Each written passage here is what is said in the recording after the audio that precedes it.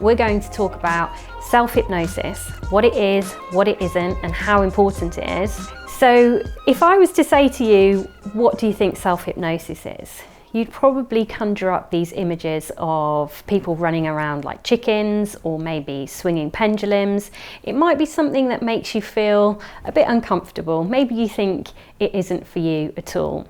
But then if I was to say to you, you're in and out of a state of trance, which is just like hypnosis, on a daily basis, an altered state of consciousness, you might be a little bit surprised at that. So have you ever driven a route every day and got to your destination sometimes and think, I don't remember going down that strip of road, or perhaps I don't remember going through that set of traffic lights? The thing is that your subconscious took over during that journey, and it was perfectly safe because if needed, your conscious mind would have kicked in, but you were in a trance-like state. Another example could be if you're an avid reader. Perhaps you sit down and think, I'm going to read for 5 minutes, and before you know it, an hour has passed and you're still reading. Because you become so involved in what you're doing, you're not aware of the time passing. This is also an altered state of consciousness.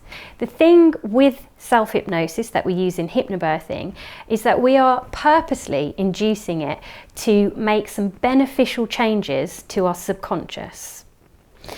If you could think of your brain as an iceberg, so at the tip of the iceberg is what we would refer to as the conscious mind.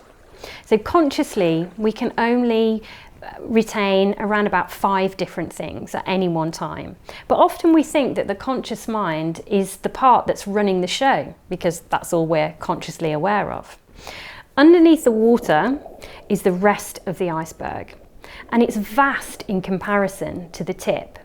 The rest of the iceberg represents the subconscious, and the subconscious is responsible for healthy heart function, healthy digestive system.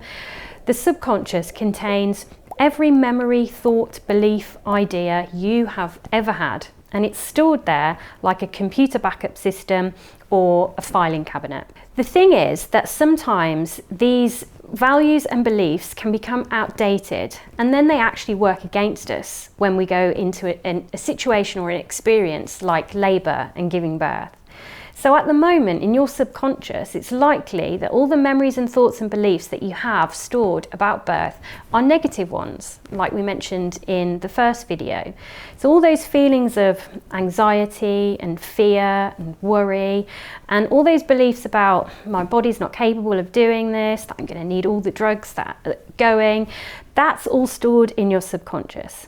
And when the time comes, that is the information that your brain is going to retrieve, responding with the fight or flight response. So when you're relaxed, the tip of the iceberg moves out of the way, so that's your conscious mind, giving you access to the subconscious and the ability to change those outdated and those values and beliefs that are no longer useful when it comes to giving birth. You can do that by using self-hypnosis, which will help you to induce a state of relaxation, which will help you change your outdated values and beliefs, and you can access that via the link below. I want to reassure you that hypnosis is the foundational level of hypnobirthing. It's really, really important that we change up those outdated values and beliefs before we move on to the next level, which is breathing.